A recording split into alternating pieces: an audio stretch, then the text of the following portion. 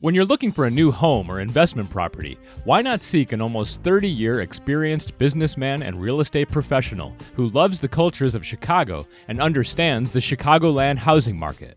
When you choose Ford Desired Real Estate LLC, Shawn K. Ford will answer all your questions about securing a mortgage and providing valuable information for your purchase.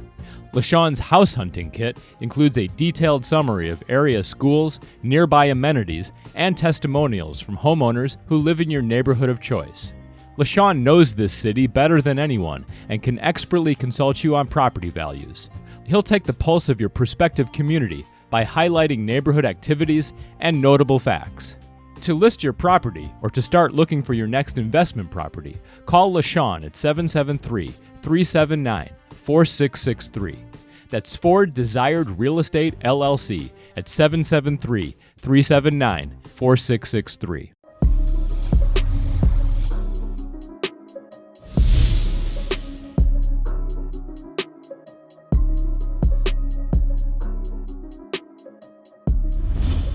Well, Meleika, how are you doing today? I am fantastic, amazing. How are you? Good. So this is going to be a special episode of Chicago Hill. I'm doing just fine today. And of course, this episode is about women's right to make decisions about their own life, their own bodies. Yes. Are we going back in time? Like, are they taking us back to, what are they doing to us? I don't understand what's happening. Well, I would tell you one thing that when we talk about Roe versus Wade, that's a decision that was actually decided almost 50 years ago, where it determined that a woman has a right to choose what she want to do with her body, right? And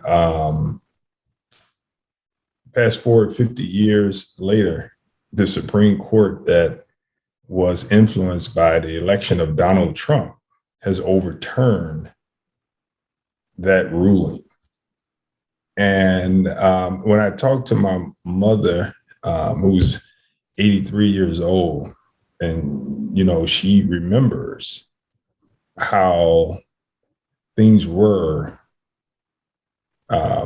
before Roe versus Wade was decided in the courts. And she, of course, talks about how there were many, many alley performed abortions in the United States of America. Basement abortions. And after the ruling of Roe versus Wade, we began to see those type of life-threatening abortions take place in this country, which gave women what you call proper access to health care in this country. And so my mother fears that this rollback of law could take us back to those days in this country where it was pretty dark for women. Well, it definitely appears as if we are going backwards. We're in a time period of, we're in this futuristic age right now. We have internet that can get us information within seconds. We got electric cars. We have so much going on that's advancing us, but yet we have those in the Supreme Court who just want to impose, this is my view, want to impose their religion and their views upon women, our bodies. And God only knows what else that they're about to decide that controls people's choices. You can't control what a woman does with her body. You have no idea what her circumstances are. It's wrong in so many ways. There's no words for it other than just, and I always use the word evil. It's evil. You're imposing what your beliefs on women and you don't know what their circumstance is. And so it's going to put is going to put some people in danger. They're going to endanger their health because you've imposed your views, your belief system on what they can do and what they can't do with their bodies. And my mother said, she would tell me, she said, women are going to have an abortion if that's what they want. And she fears that in those states where abortion is going to be outlawed, that there are doctors that are prepared to do illegal abortions for women that want to come in and have those illegal abortions. And there will be no regulations, and women will be on their own as it relates to those procedures, no protections under the law. And you can be one who doesn't agree with abortion. That's not a choice for you. But you can't make that choice for other people. Mm-hmm. I am not a supporter of abortion, but I know that there are situations where, if I was in that situation, I would definitely consider an abortion. And so you just can't impose these types of laws on people concerning their body, especially a woman's reproductive system. That is private between her and her doctor. That should not be something that some man on the Supreme Court or woman with these religious beliefs should interfere with.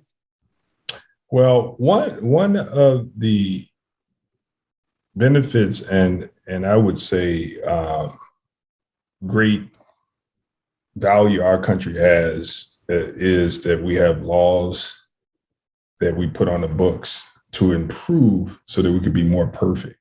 But all while we have the ability to improve to be more perfect, it allows for us to change the laws in ways that we may agree or disagree with.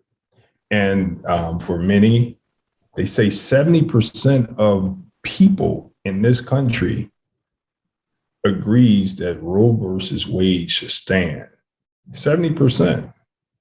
That's a super majority almost of people that believe in Roe versus Wade, meaning that a woman has a right to choose what she should do and can do with her own body.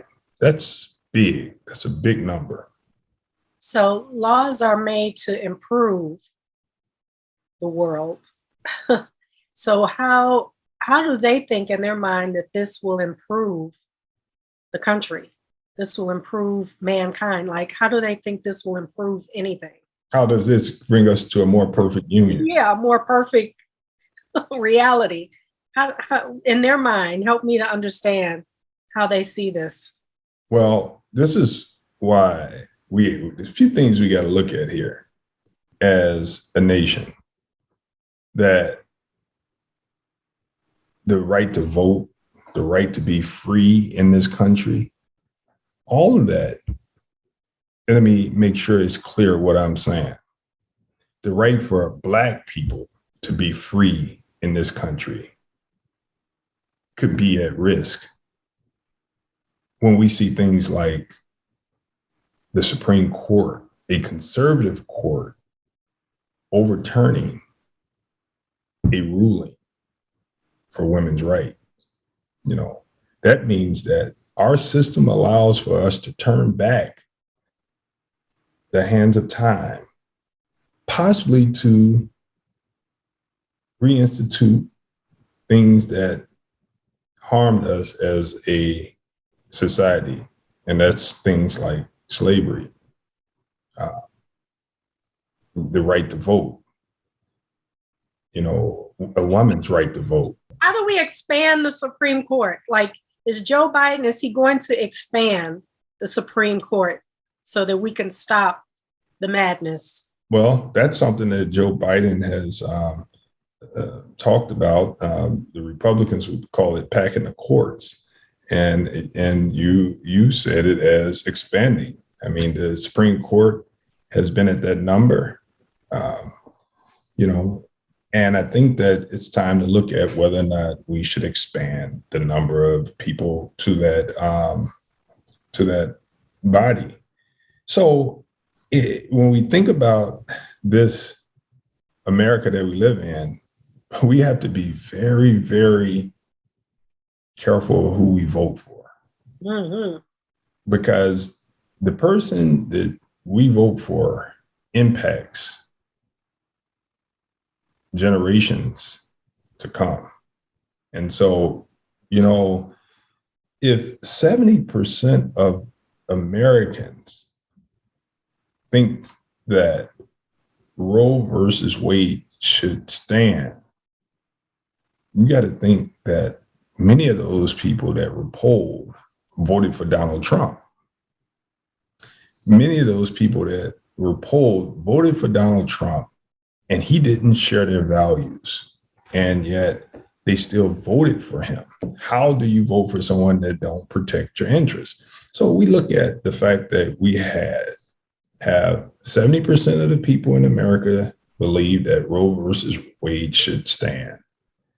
Yet Donald Trump was able to win and appoint a conservative bench. He had 3 appointments, which flipped the bench to conservative to allow for Roe versus Wade to overturn. Now, how did all those people, whether you're a woman or a man, vote for Donald Trump when he said during the campaign that he was going to have a conservative bench?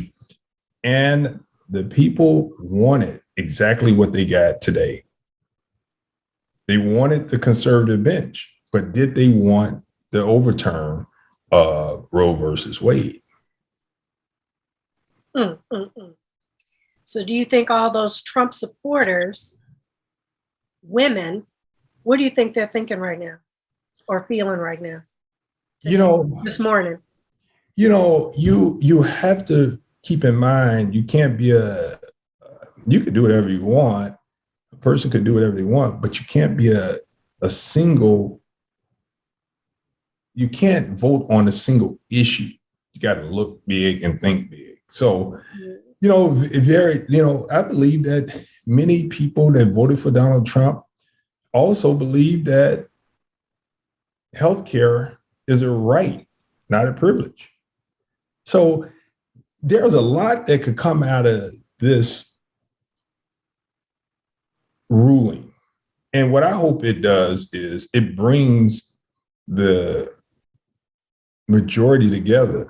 The majority together, meaning the people that struggle in this country that's not a part of the top 1%. Mm-hmm. But the Black people, the white people, the brown people, the working class need to realize that when we give power to people like Donald Trump and his friends, this is what we get. We start rolling back all the good that this country has fought for. And so, this has to be a wake-up call for us. Yes. I'm glad you keep saying Trump appointed a few of these judges, because as he's gearing up to do his thing again, I think women who supported him in the past before, I think they'll think twice. I'm hoping.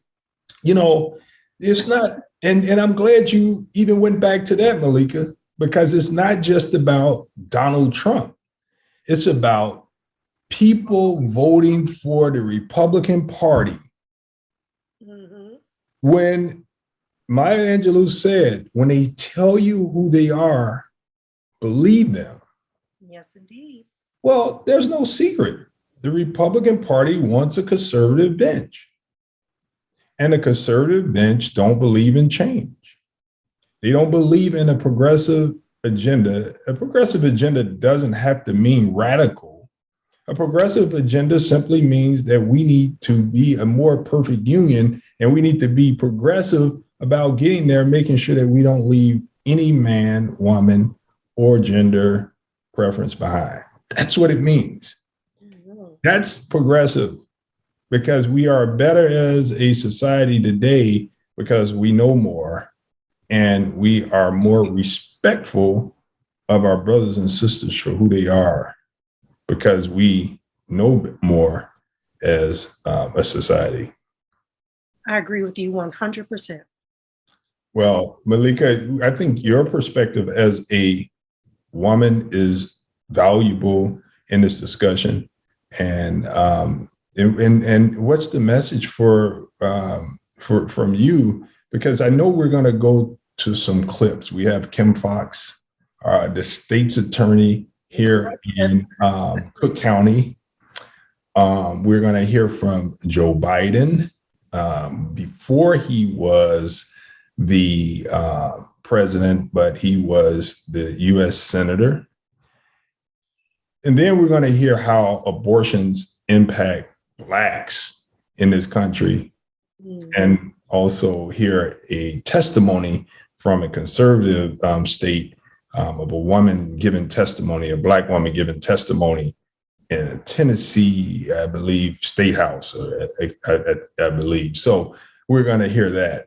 And we're going to wrap up the show and allow people to think about it and process it, and think about how voting matters. Think about how we have to elect people that share our values. Meleika, what's your take as a woman on this issue? You said it, but it scares me. It really does scare me. I'll tell you when, and not to just keep focusing on Trump, but when Trump was elected and he gave that first meeting about healthcare when he thought he had figured it out, and he had all those members who he claimed helped to make healthcare affordable for everyone. It was all white men standing behind him. It must have been like 50 of them standing behind him. I knew then, I was like, okay, we are in for some hell, because there was not one woman, there was not one person of color that stood behind him. And he was like in heaven. He was like, we did it. We did this. They didn't do anything. They didn't make healthcare more affordable. He was pretty much just going to duplicate Obamacare, but put his name on it. It was pretty much what was happening. And I got scared then. And I am really concerned now because I'm a woman. Of course, I don't plan to have children anytime soon. I think that's a wrap for me at this point. But, I have nieces. I'm thinking about younger women out there. You never know what the circumstance is. And I've had friends who've had abortions when I was a younger woman.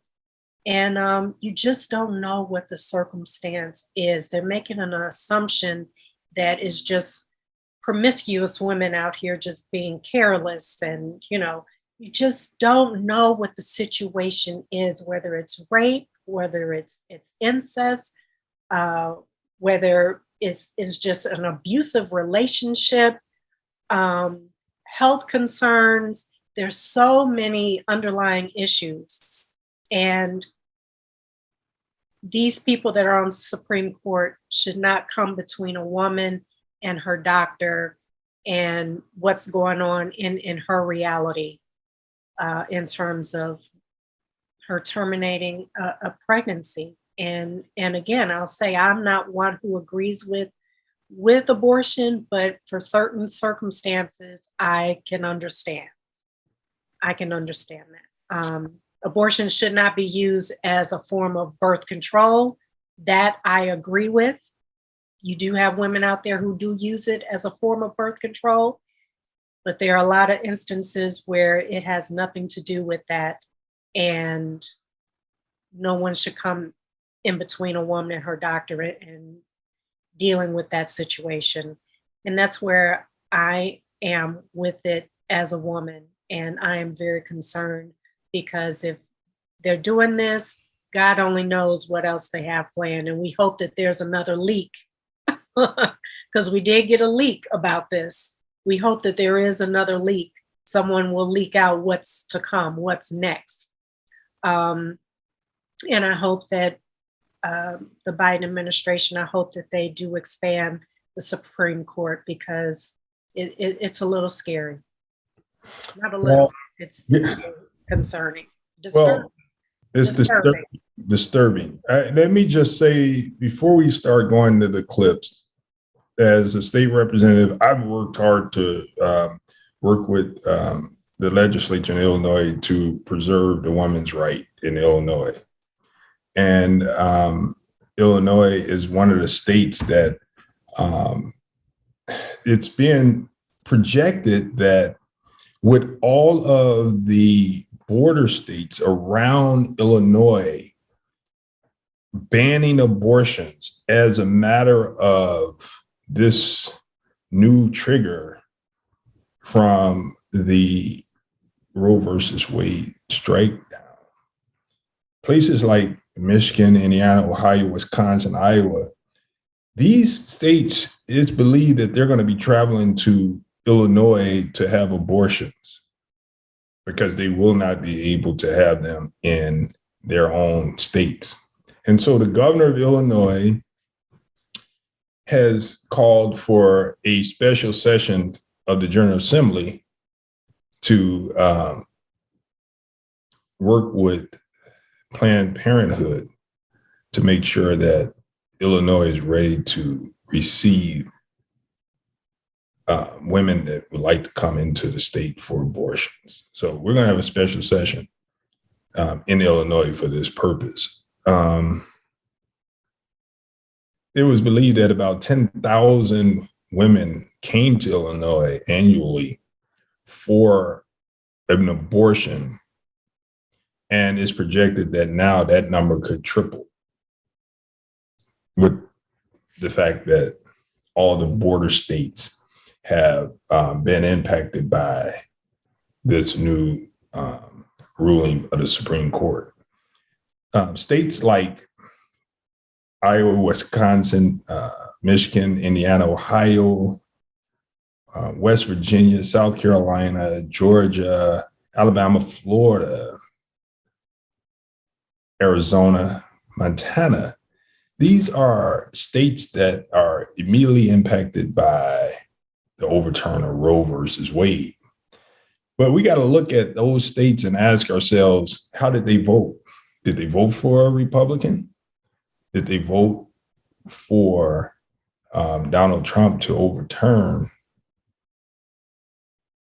the Roe versus Wade? Now, of course, Donald Trump didn't do it himself, but he did appoint a conservative bench. So Illinois has stated that we're ready to receive women to come into the state for this procedure. And here's one that I would also say that's amazing. Dick's Sporting Goods made an announcement and said that they will be providing their employees up to $4,000 in travel expense reimbursements to travel to the nearest location where their care for their women's health is available. So Dick's Sporting Goods, they're supporting women and their right to choose. You know, Meleika, I want to go back to one thing that you said. You said you, as a woman, you don't see abortion and it should not be used as birth control. Well, I mean, a woman could do what she wants. So when you say that it shouldn't be used as birth control, you don't support that. That's kind of up in the air where you have having it both ways, because there are a lot of people that feel that way. Either you believe that a woman should be able to choose what she's going to do with her body when she wants to do what she wants to do with her body, or you don't. And that's rhetorical, because that's the argument, because I've heard that argument. And so I don't know. Yeah, I have my beliefs, but I don't think there should be a law telling a woman that she can't use it as birth control. But I personally See, don't see now that's very good. And I'm very happy that we came back to it, because a person's belief and what the law should say are two different things. And that's what we're going to hear when we listen to Joe Biden and Donald Trump. But what's most important in all of this is that voting matters.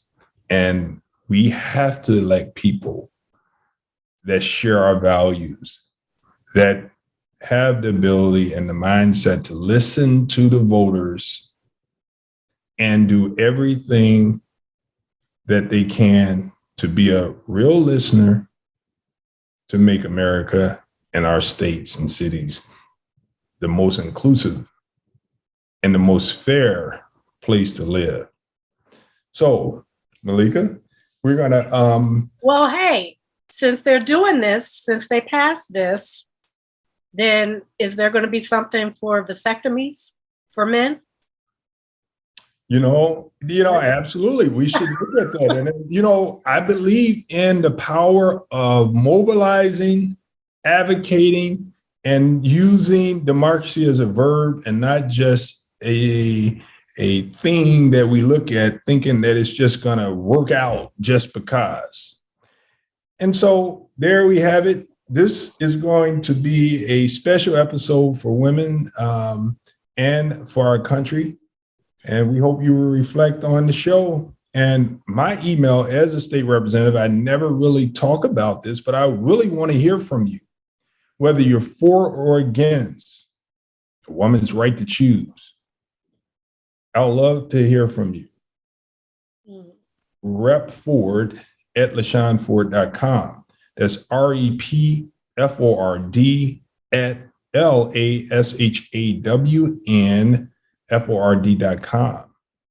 Please email me. I'd love to hear from you, hear your opinions, let your voices be heard. I'm Cook County State's Attorney Kim Foxx. As a 22-year-old college senior 1 month shy of graduation, I made the difficult and personal decision to have an abortion for an unplanned and unwanted pregnancy.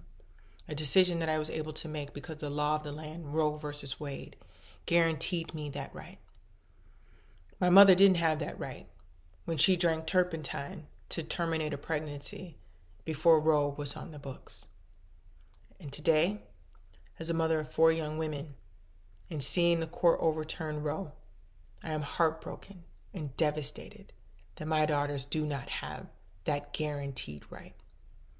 As a prosecutor whose job it is to ensure public safety, I can tell you that today's decision overturning Roe is not in the interest of public safety. In fact, it's antithetical to that. It's in fact dangerous.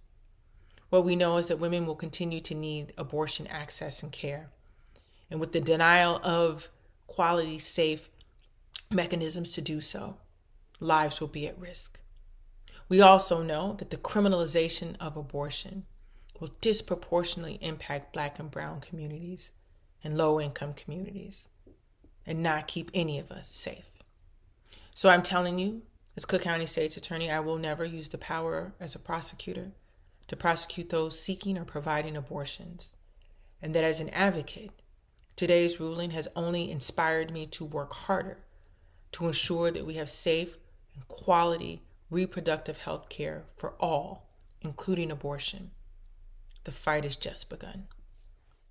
I am here to testify on behalf of all of them, the thousands of vulnerable people in Tennessee who would be hurt by Senate Bill 1236, as it for many is the final straw in a political pattern of vile, racist, un-American, and un-Christian legislation that has come from the majority of this body's leadership. The state of Tennessee's reproductive health disparities lay at your feet, not those of us who support women's sacred self-determination. Your consistent and intentional objection of withholding life-saving, sexual behavior changing, comprehensive reproductive and sexual health education from youth and college students by mandating abstinence-based education, your intentional and uncompromising objection to expanding Medicaid in a state where more than half of its people have dire health disparities is irresponsible. You still have not put forth a plan of action to ensure health care that would save our lives and help us make more comprehensive decisions about our pregnancies. You've denied us the opportunity for every member of our families to live and then claim to be pro-life. You have cherry-picked the parts of this state that would expand its behavioral and mental health services and then race to put sick people who struggle with substance use disorder in prison and take away their children while claiming to care about babies and families. You stood in your righteous indignation and watched undocumented families be destroyed by ICE in this state. You've dismantled their families in the name of democracy. You've denied hardworking families the opportunity at a living wage, yet hold them responsible through legislation that punitively disciplines them for their rage or their inability to be present to raise their children. No one can raise children properly when they have to work 3 jobs to provide a 40-hour work week of pay. You have targeted people because of their sexual orientation with vitriol and hate. Your political track record shows no mercy or compassion for them or their lives, and judgment is not yours to hold over their souls. Have stepped out of your mortal positions and have wedged your fear, hatred, and misinterpretation of biblical text over their lives and families as if you are God and as if you have a heaven or hell to place them in. You have denied us comprehensive education reform, oversaturated our boards of education with mandates for better testing scores, disempowered and underpaid our teachers, supported the privatization of our schools with no check and balance to ensure quality education, then are angered when you see 20-year-olds on the welfare system. Meanwhile, the only environment you've created among these instances is one that leads Tennesseans to need more abortions, undercare, or neglect their children, regardless to whether or not they want to or are able to parent. Which brings us to why we're here today. In a state full of people who, without God's help and mercy, have nothing to look forward to but being a permanent underclass. Yet somehow you expect them to be assets to our society and not liabilities, and shame them when they cannot achieve the unachievable bar you have set with your harmful policy making. And if all of this was not heartbreaking enough, you wield your political power in Jesus' name. Many of you who claim to be the conservative and Christian have weaponized the word of God to forward your political agendas and maintain power and control over the most vulnerable Tennesseans. You've manipulated biblical scripture to align with your colonialist, supremacist ideologies instead of showing mercy and using the power of your political party to liberate each of us, which was the actual ministry of Christ. I have sat here and I have watched you all allow people to talk and talk. But you won't allow me to talk as a Christian because I disagree with the way that you believe? The only reason I am here, sir, is because somebody taught me about my body. They taught me about, I have not gone over my time. I've not gone off my subject at all. These are intersections that inform abortion. These are intersections that inform why people have abortions. Cut her mic off, please, Sergeant Arms. Thank you. I no longer need an abortion because I know about my body. Stop being an imposter of God's word and do your job.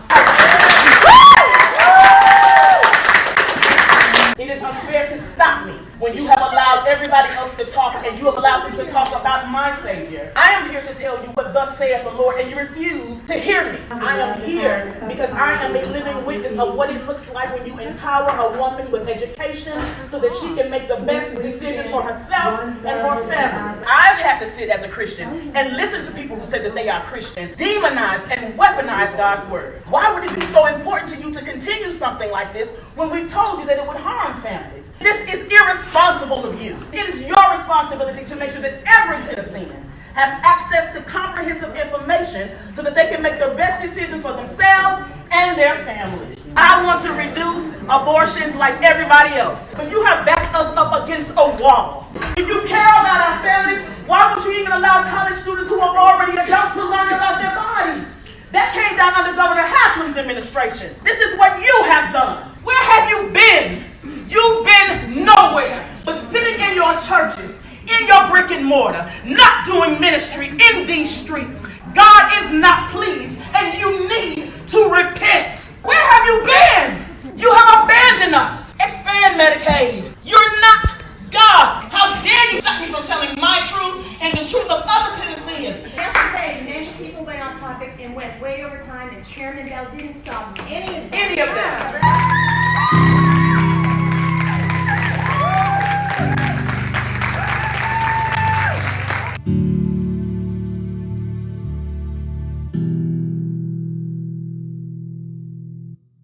I do not view abortion as a choice and a right. I think it's always a tragedy, and I think that it should be rare and safe. And I think we should be focusing on how to limit the number of abortions, and they ought to be able to have a common ground and consensus as to do that. Would President Trump ban partial birth abortion? Well, look, I'm very pro-choice. I hate the concept of abortion. I hate it. I hate everything it stands for. I cringe when I listen to people debating the subject.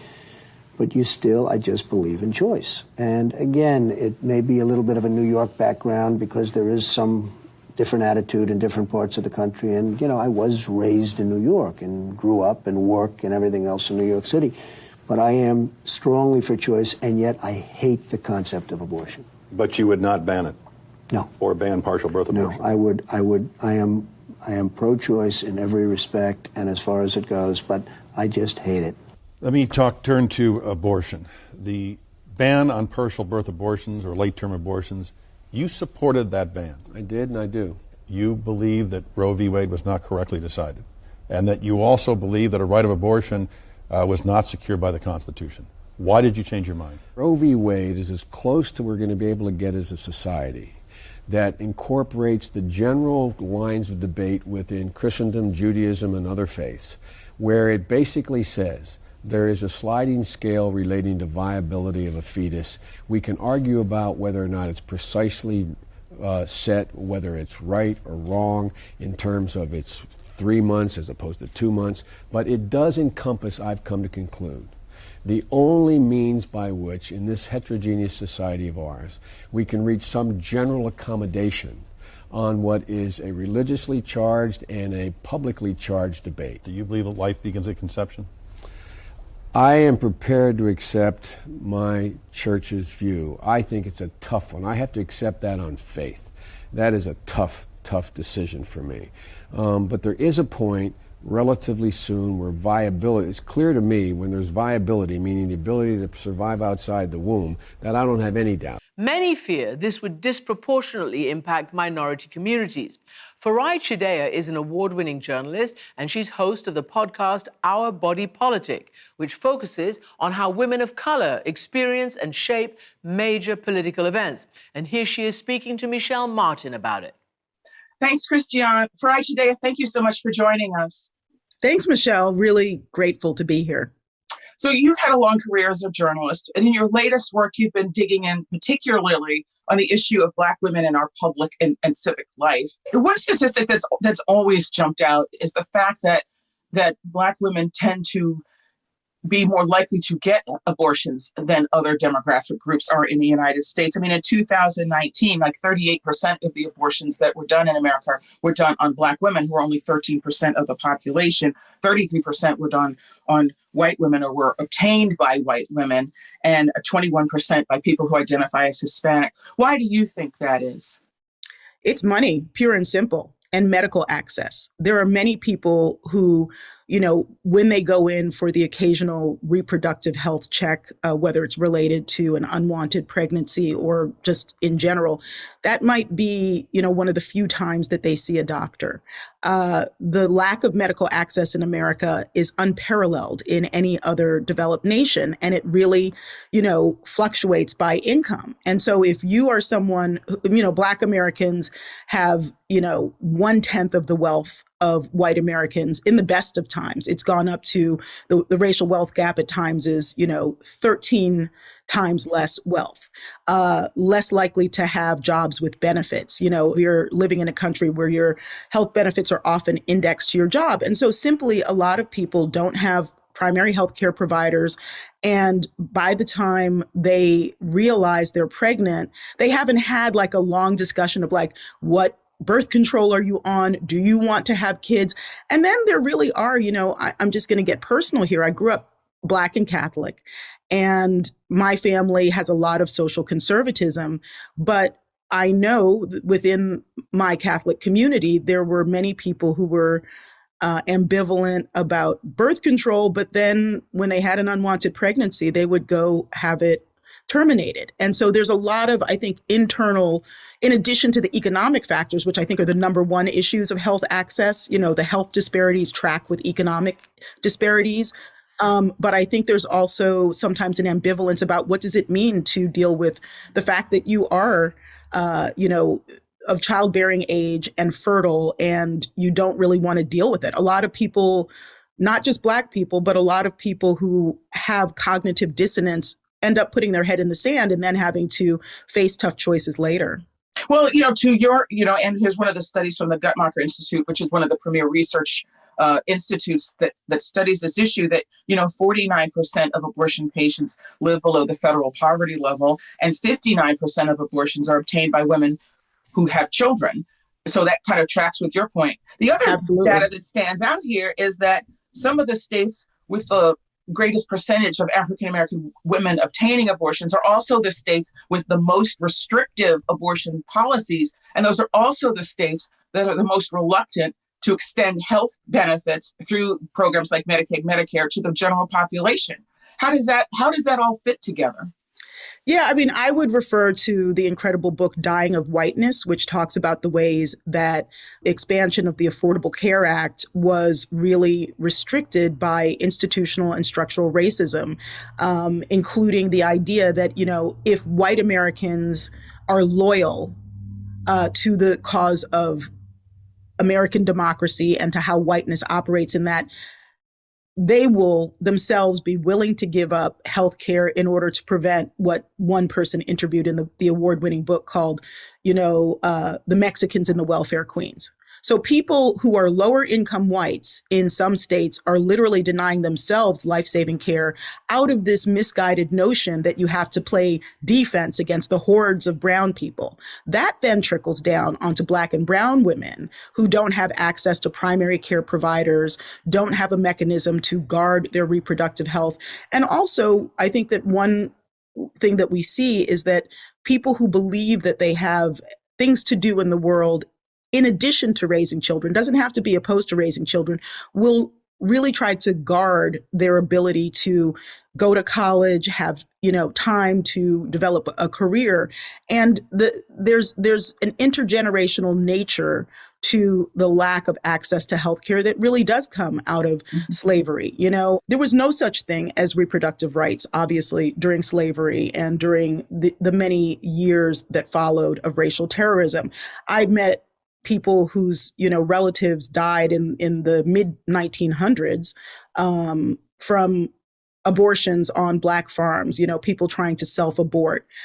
People had no access to abortion rights. And when people's bodies were used in chattel slavery to reproduce more farmhands and more laborers, I think a lot of people just passed down a history of trauma around what it means to care for your body and who owns it. Do you own it? Does some larger superstructure own it? And a lot of Black women are heavily traumatized by their experiences in the medical system. And so then you have a rupture between women who need to be seeking regular care in which they might have more control over reproduction other than abortion. But if it all comes down to the 11th hour and it's a go, no go between being someone who, might add another kid to a family that already can barely afford to survive, women are making tough choices. And I think that within the Black community, there's also an idea of some people feel trapped. It's like there's this idea of voter capture. White evangelicals effectively have been captured by the Republican Party.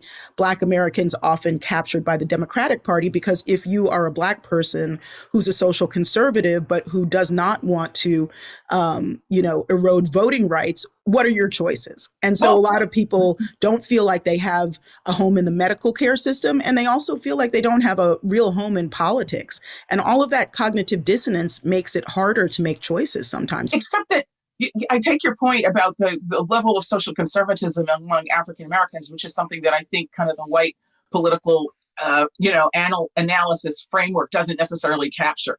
But if you look at some of the Black women in Republican politics today, they are some of the most outspoken opponents of abortion. So how do you understand that phenomenon? I mean, first of all, there should be room for Black anti-abortion organizers. I mean, that is the promise of America, is that you don't have to be, when we really believe in the promise of America, we should have a wide range of political opinion. But, and it makes perfect sense to me. But what we can't do is use those fierce, passionate advocates for what they believe in, which is ending access to abortion. We can't confuse that with the majority of Black opinion. Black Americans are more likely to support abortion rights than white Americans. I believe it was, a Gallup study that showed that, was 57% of white Americans supported abortion rights, 67% of Black Americans. So it makes perfect sense that there's fierce organizers, and there is a history of, some people call abortion Black genocide, which is really a misnomer. Counterfactual, sort of half factual, but there certainly has been a strain of eugenics in America where Black women were forcibly sterilized. Fannie Lou Hamer, for example, was sterilized against her will. Indigenous women sterilized against their will. So there have been many abuses of, the control of Black women's reproductive systems. But whether you were forcing a Black woman during slavery or after to bear a child against her will, or sterilizing her against her will, it's a question of choice and consent. That is really what we need to get down to. Black women should feel free to advocate against abortion or for abortion rights. So I'm very much in favor of that, but we can't mistake the passion and, the urgency of Black anti-abortion organizations for majority Black opinion. It is not. Well, one of the things that I think you've pointed out is that the social conservatism of African Americans may extend to their own personal choices, but that does not mean that they wish to impose their personal, moral choices on moral and religious choices on other people through law. And that is a kind of a sort of a nuanced position that I think used to be common, right, in voting behavior, but seems to have shifted quite substantially among white conservatives. Yeah, I mean, that thanks for bringing that up, because that was a big part of my reporting during the 2016 election. So I did a series called The Voters, where I looked at different demographics of voters through a mix of field reporting and data. And I really understood the potential for candidate Trump to become President Trump while reporting on white evangelicals in South Carolina, because the evangelical community at the beginning of the primary season was very much opposed to Donald Trump. And the family I interviewed basically said that one could not be a good Christian, not just a good voter, but a good Christian, and support a man like Donald Trump. And by the end, they voted for him because it was a tactical vote about changing the playing field of abortion. They were single issues voters. Black conservatives in general are not single issue voters. And when they are, it's not about abortion. It might be about voting rights. You might be, a Black conservative or a Black liberal who's a single issue voter, like who's going to preserve voting rights, because without voting rights, you have no choices politically. You can't decide about abortion. You can't decide about anything. And so I think that when we look at the role of Black Americans in the abortion landscape, Black Americans simply are not the kind of single issue voters who would choose abortion as the litmus test for candidates. According to the CDC, the Centers for Disease Control, Black mothers in the U.S. die at 3 to 4 times the rate of white mothers. They are 243% more likely to die from pregnancy or childbirth-related causes. And one of the other things about this reporting that really emerged in the last couple of years is that wealth is not a protector. Education is not a protector of this. I mean, I think that people may remember Serena Williams nearly died in childbirth because people weren't listening to her when she told them what was going on with her and what she needed. And I just don't, how do you even wrap your head around that? And what does that say? Yeah, I mean, I would also, the Serena Williams example is really key. And then another one, I would urge people to read Tressie McMillan Cottom's book, Thick, which is a compilation of her essays. And she's a sociologist who lost her daughter late in, very close to what should have been the end of a healthy pregnancy, because she was sent home bleeding. She was literally bleeding in the doctor's office, and they sent her home, and she subsequently lost her child. And she talks about how no amount of credentialing, meaning education, wealth, makes some medical professionals believe Black women. How does this relate back to the question of abortion? Very directly, because if abortion access ends, it is quite likely that the lifetime risk of a Black woman dying from childbirth will rise from 1 in 1,000, which is already, 1 in 1,300, which is already massive, to 1 in 1,000. So more Black women will die if they are asked to carry to term pregnancies that they would choose not to have. And let's also be clear about choose not to have. I tried to adopt 3 times, as you know, we talked about it. The women who were the potential, parents who would put their children up for adoption, it was all economic. 1 was Latina, 2 were Black. They were poor. They really wanted to raise their children, which is why I ended up not being able to adopt those children. So if we could, as a country, pull up on poverty, we would have more women who did not want to get an abortion, and who did not want to put their children up for adoption, but who could make choices about how to bear and raise their own children. It is part of a cycle of economic deprivation that harms both the women who, feel like they have to have an abortion when they would love to have a child, but they don't have, a safety net. They don't have paid leave. They don't have sick leave. When I look at the big picture, women are shamed for being poor and having children. So if you are a lower income woman and you get pregnant, you are either going to be shamed for seeking an abortion or you're going to be shamed for being a mother. That's a terrible thing to do. That's a terrible, terrible thing for a country to do to people. Why do you think it is, though, that the reality of poor maternal outcomes, the reality of Black women dying at such high rates, is not a bigger part of this conversation about this issue? And the reason I say that is that it finally, in the last election, in the 2020 election, it did become an issue that was discussed on the campaign trail. I mean, a number of candidates, Elizabeth Warren, Kirsten Gillibrand, surfaced this issue in a very, powerful way. And yet somehow it doesn't seem to be part of this current discussion around abortion rights at all. I do think people are talking about this, but what I'll also say as someone who's, spent years as a field reporter, a lot of times it is viewed as detrimental to keeping white voters to raise the issues facing Black and Latinx or Latino people. It is seen as, toxic to, for example, some people in the Democratic Party really are trying to backpedal on racial justice as a central issue of the Democratic Party because they fear losing white voters. And I don't think that that's completely inaccurate. The Republican Party has managed to find a way to hold their coalition together in ways that the Democratic Party hasn't. And I think that affects the nature of the debate over reproductive justice, over healthcare, et cetera. People are afraid of, in some cases, talking about saving the lives of Black and brown people. I mean, it's horrible to say, but it's viewed as tactically unadvantageous to focus too much on it. And as long as that's the case, you're going to have a real hard time building an active coalition to preserve the lives of Black women who are of childbearing age and who are fertile and who need reproductive care. I also do think very much that, I saw this coming. I saw the end of Roe coming from a long way off, in part because of my reporting during the 2016 cycle and beyond.